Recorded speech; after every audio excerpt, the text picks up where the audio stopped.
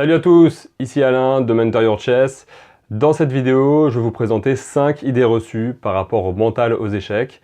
Ce sont des choses que l'on entend dans les tournois, à gauche, à droite, et qui, de mon point de vue, sont complètement fausses. Voilà.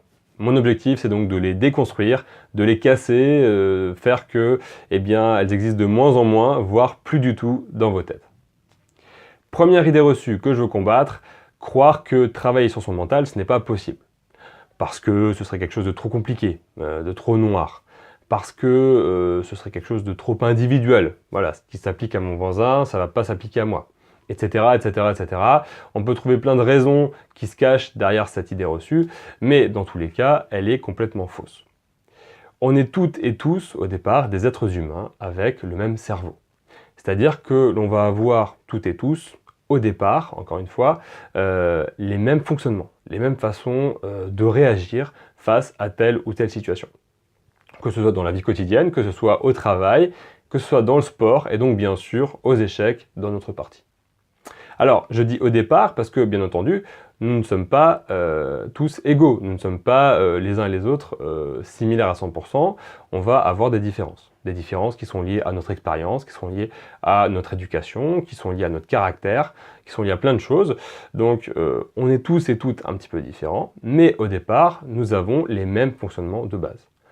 Donc, pour la concentration, pour la gestion des émotions, pour la motivation, etc., etc., etc., on va avoir des fonctionnements qui sont à peu près similaires. Et donc, c'est cette base commune qui va nous permettre en fait d'analyser les situations très concrètement, de les disséquer, de les décortiquer, et donc après de pouvoir les analyser et donc d'en apprendre quelque chose. Voilà, on peut donc travailler sur son mental aux échecs. Deuxième idée reçue que je souhaite combattre, croire que soit on est bon, soit on est mauvais sur le plan mental. Et que c'est comme ça. Comme si c'était figé, comme si ça ne pouvait pas évoluer, comme si c'était inné un petit peu en fait, hein, qu'on essaie comme ça en tant que joueur d'échecs, voilà. Soit on est bon, soit on est mauvais, et c'est comme ça. On l'entend en fait dans les tournois d'échecs, hein, si vous faites attention, vous allez entendre des joueurs qui vont dire après leur partie « Ouais, bah là j'ai fait une erreur, bah, j'ai gaffé, mais ça m'arrive souvent, c'est comme ça. » Ou alors un joueur qui va dire bah oui, j'arrive pas à prendre mon temps, bah, je sais, je joue trop vite, mais bon, je suis comme ça, j'arrive pas à changer ça. » Hein. Encore une fois, on est sur l'idée que c'est comme ça, c'est figé. Bien sûr, c'est faux. Hein, que ce soit sur un problème de gestion du temps, que ce soit sur un problème de concentration, de gestion d'une émotion, etc., etc. Bien sûr, on peut travailler dessus, et à partir du moment où on peut travailler dessus, eh bien, on peut évoluer. On peut faire évoluer son niveau mental, comme on peut faire évoluer son niveau technique quand on travaille sur les finales, sur le milieu de jeu, sur son ouverture, etc. Troisième idée reçue, croire que jouer à son meilleur niveau, ça arrive par hasard. Parfois, il y a des tournois qui se passent pas bien, parfois il y a des tournois qui se passent bien. Et puis là, par hasard, j'ai fait un super tournoi, vraiment, j'ai joué à mon meilleur niveau. Je ne sais pas pourquoi, c'est comme ça. Les planètes étaient alignées, comme on dit, et j'ai joué à mon meilleur niveau. Alors, certes, c'est super, déjà. Bravo si vous avez fait un super tournoi. C'est bon pour le résultat, mais c'est bon aussi pour la suite. Parce que quand on joue un super tournoi, quand on joue à son meilleur niveau, il est très intéressant de comprendre ce qui a permis de jouer à son meilleur niveau. Parce que ça n'arrive pas par hasard. Jouer à son meilleur niveau, ça arrive par la somme de plein de paramètres, des paramètres techniques et des paramètres mentaux, qui, mis ensemble, vous ont permis de jouer à votre meilleur niveau.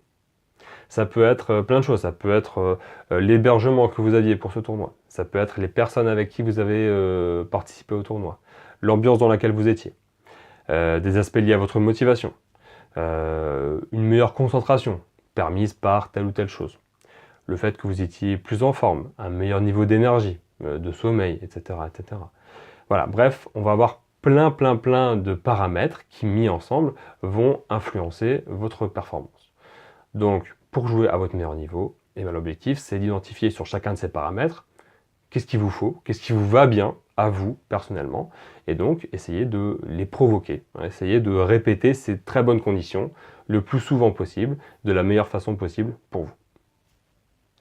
Quatrième idée reçue, que l'on entend par-ci par-là, c'est croire que changer une habitude, eh bien c'est facile. Voilà. J'ai identifié telle mauvaise habitude sur le plan mental, ok, super, maintenant je la change. Comme s'il suffisait de claquer les doigts, là, hop, et les problèmes s'envolent. Ben non, malheureusement, ça ne se passe pas comme ça. Alors c'est bien parce que quand on veut changer une habitude, une mauvaise habitude, c'est déjà qu'on a pu l'identifier. La première phase a été faite, super, on a trouvé le problème. Maintenant, il faut travailler pour changer cette mauvaise habitude. Et quand je dis travailler, ça va être travailler. Tout comme on s'entraîne sur le plan technique pour s'améliorer, il va falloir s'entraîner sur le plan mental. Et ça passe par deux types de travail.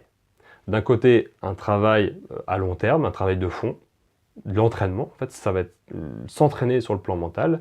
C'est-à-dire que si j'identifie un problème de concentration, je vais devoir travailler sur ma concentration. Travailler à mieux me concentrer. Ça va passer par différentes choses qui vont permettre d'améliorer sa concentration. Donc un travail de fond d'un côté, et d'un autre côté, le fait de, en live, durant les parties, avoir les bonnes réactions pour modifier ce qui peut mal se passer sur le plan mental. Parce que, encore une fois, une habitude ne se change pas du jour au lendemain. Donc, d'un côté, on va travailler, on va avoir un travail de fond pour changer ce qui pose problème, mais après, il va falloir être vigilant à ce que, durant les parties, ce problème ne refasse pas surface, ou alors avoir les bons ajustements en live pour résoudre ce qui réapparaît. Cinquième et dernière idée reçue, croire que les émotions sont un problème pour bien jouer aux échecs. Là encore, c'est totalement faux. Il suffit de regarder les meilleurs joueurs au monde, Magnus Carlsen en premier, tous ressentent des émotions durant leur partie. Donc ce n'est pas un problème, et même au contraire, les émotions vont nous aider à bien jouer aux échecs. Comment? De deux façons. Premièrement déjà, les émotions positives peuvent m'aider en live durant la partie. Je peux prendre par exemple l'excitation. Si je suis excité parce que je suis en train de mener une attaque, parce que je cherche à créer de la dynamique durant la partie, eh bien cette émotion va peut-être m'aider en termes d'énergie par exemple, elle va m'aider à bien jouer durant la partie. Ça c'est pour les émotions positives. Et puis, deuxième raison pour laquelle les émotions sont importantes et vont nous aider, quand je ressens une émotion négative, cette émotion négative est en fait là pour me dire qu'il y a un problème dans la situation. Prenons la peur par exemple. Si j'ai peur dans une situation en particulier, si j'ai régulièrement peur dans la même situation, quand je me fais attaquer par exemple, eh bien cette peur est là pour me dire « Attention, tu as un problème avec cette situation. Tu as un problème avec le fait d'être attaqué. » Parce que l'émotion se produit toujours en lien avec la situation. Donc l'émotion spécifique là, qui est le fait d'avoir peur dans cette situation, eh bien l'émotion me dit « Attention, tu as un problème avec cette situation. » Donc, il va falloir que je travaille sur la manière dont je vis cette situation. Quelle valeur j'y accorde? Quelles croyances sont associées pour moi au fait d'être attaqué dans la partie? Le fait de travailler sur mon vécu de cette situation, ça va me permettre au fur et à mesure de réduire, puis de faire disparaître cette émotion négative, et peut-être même de la remplacer par des émotions positives. Donc au final, de mieux vivre la situation. Voilà ce que je voulais vous dire sur ces 5 idées reçues. J'espère que de base, vous n'y croyez pas trop, ou alors si c'était le cas, que maintenant vous n'y croyez plus du tout. Dans tous les cas, je vous invite bien sûr à travailler sur votre mental. C'est lui qui est responsable d'une bonne partie de vos résultats en compétition.